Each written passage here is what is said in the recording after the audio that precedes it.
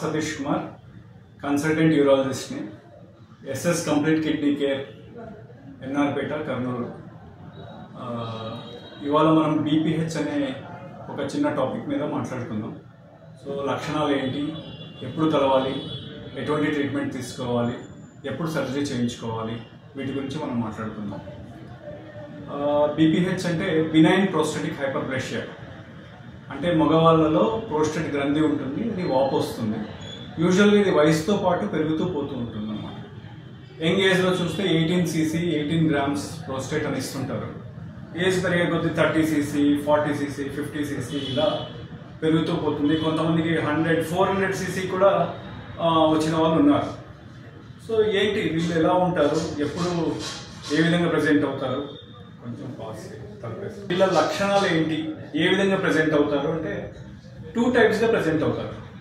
ఒకటి అబ్స్ట్రక్టివ్ లడ్స్, అంటే మూత్రం వచ్చే దారికి అడ్డుపడడం వలన వచ్చే లడ్స్ అంటారు. లడ్స్ అంటే లోయర్ యూరినరీ ట్రాక్ట్ సిమ్టమ్స్, అంటే మూత్రం సంచి ప్రదర్శించే లక్షణాలు ఇవన్నీ.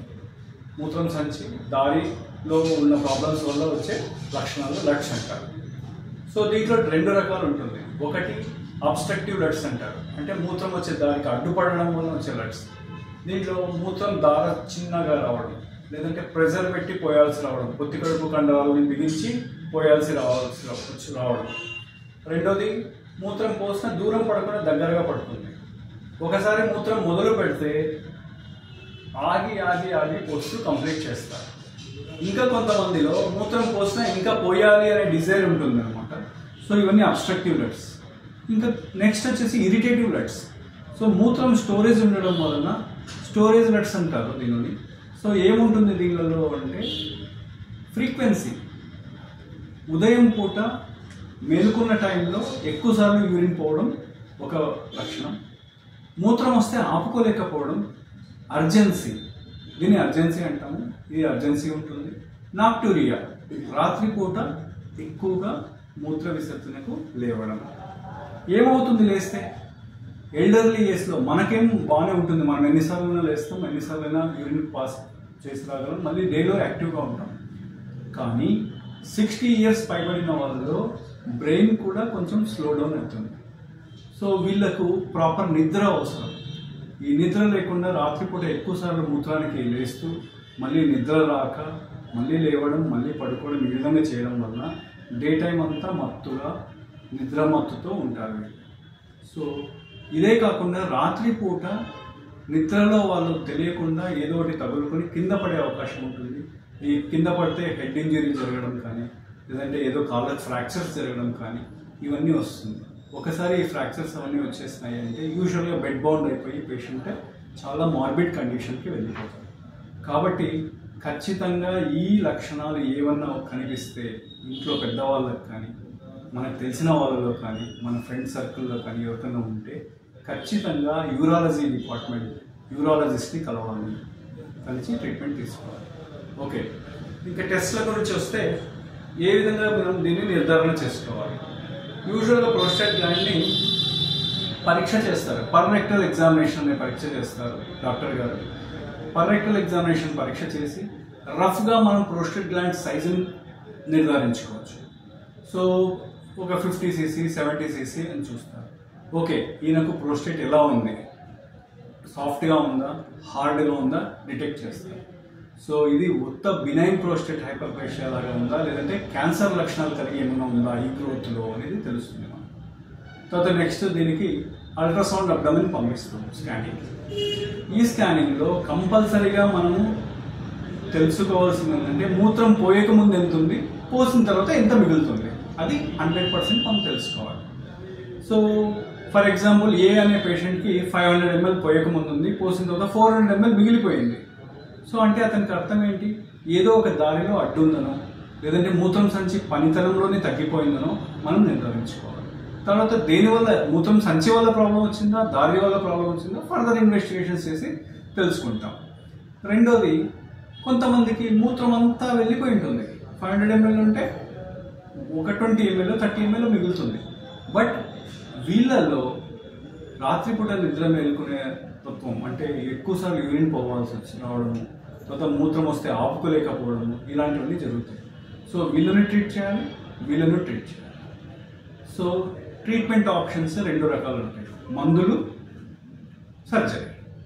సర్జరీ ఎవరికి ఎక్కువగా ఉపయోగపడుతుంది అంటే అబ్స్ట్రక్టివ్ సిమ్టమ్స్ ఉన్న వాళ్ళకి, అంటే మూత్రం సరిగా పోలేకపోవడము, స్ట్రెయిన్ చేయడము, మూత్రం పోసినా ఇంకా పోయాలనిపించడము, ఆపి పోయడము, వీళ్ళందరికీ సర్జరీ వల్ల మంచి ఉపశమనం దొరుకుతుంది. బట్ ఈ అర్జెన్సీ నాక్టూరియా వాళ్ళకు ముఖ్యంగా మెడికల్ ట్రీట్మెంట్ తీసుకోవాల్సి వస్తుంది. ఒకవేళ ఆపరేషన్ చేసిన తర్వాత కూడా మెడిసిన్స్ తీసుకోవాల్సి వస్తుంది. కొంతమందికి 2 కలిపి ఉంటాయి, అబ్స్ట్రక్టివ్, ఇరిటేటివ్ ఉంటుంది. సో ఓకే, ఏమవుతుంది, అబ్స్ట్రక్టివ్ సిమ్టమ్స్ ఉంటే ఏమవుతుంది అని అనుకోవచ్చు, కొద్దిగా పోస్తాడు కదా యూరిన్ అనుకుంటాం.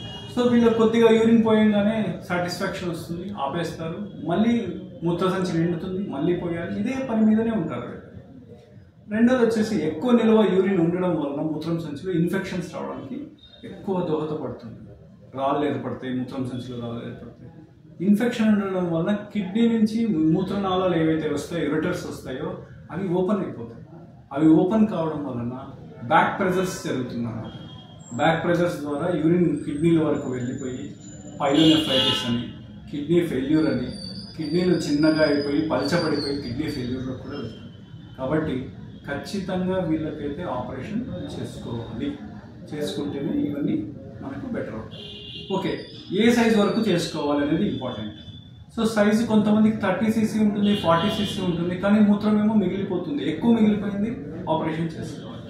తక్కువ మిగులుతుంది, తనకు ఎక్కువ సిమ్టమ్స్ లేవు, మందులు వాడుకుంటూ పీరియాడిక్గా ఒక 6 నెలలకు ఒకసారి, 3 నెలలకు ఒకసారి డాక్టర్ గారిని కలిసి తర్వాత ఫర్దర్గా ట్రీట్మెంట్ తీసుకుంటూ ఉంటే సరిపోతుంది. సో ఖచ్చితంగా మీరు ఫాలోఅప్లో ఉంటే ఎక్కడ స్టార్ట్ చేయాలి, మీకు ఏ ట్రీట్మెంట్ స్టార్ట్ చేయాలి, మెడిసిన్ ఎక్కడ స్టార్ట్ చేయాలి, ఎక్కడ స్టాప్ చేయాలి, ఎక్కడ సర్జరీ స్టార్ట్ చేయాలి అనేది తెలుస్తుంది.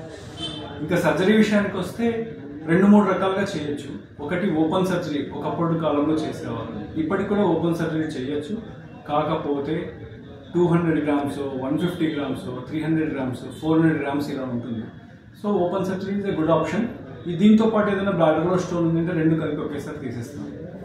ఇలా కాకుండా ఓన్లీ 80 cc, 100 cc ఇలా ఉందంటే TURP, గోల్డ్ స్టాండర్డ్. TURP అంటే ట్రాన్స్ యురెథ్రల్ రిసెక్షన్ ఆఫ్ ప్రోస్టేట్. ఇది 2 రకాలుగా చేయొచ్చు, మోనోపోలార్ కరెంట్ యూజ్ చేయొచ్చు, బైపోలార్ కరెంట్ యూజ్ చేయొచ్చు. ఇప్పుడు అడ్వాన్స్డ్ టెక్నాలజీ బైపోలార్ చేయొచ్చు. ఇంకా కొంతమంది లేజర్తో కూడా చేస్తారు. లేజర్తో చేసే సర్జన్స్ తక్కువ మంది ఉన్నారు. లేజర్ ద్వారా కూడా వీ కెన్ గో హెడ్. ఓపెన్లో ఏదైతే రిజల్ట్ వస్తుందో లేజర్లో కూడా ఆ రిజల్ట్ వస్తుంది, కానీ కొద్ది కాస్ట్ అన్ని దగ్గరలో దొరకదు. కాబట్టి TURP still gold standard, you can go for TURP. So ఈ విధంగా సర్జరీ చేసుకోవచ్చు. సర్జరీ చేసిన తర్వాత ప్రాబ్లమ్స్ ఏమైనా వస్తాయా? ఎస్, వచ్చే అవకాశం ఉంది. 100%కి 99% రావు, 1%, 2% ప్రాబ్లమ్స్ ఉంటాయి. అవన్నీ మేనేజబుల్ కండిషన్స్, ఇవన్నీ మనం మేనేజ్ చేసుకోవచ్చు. ఒకటి బ్లీడింగ్ కండిషన్స్. బ్లీడింగ్ అంటే రక్తస్రావం ఎక్కువ జరగదు, సో దాన్ని మనం అరికట్టుకోగలం.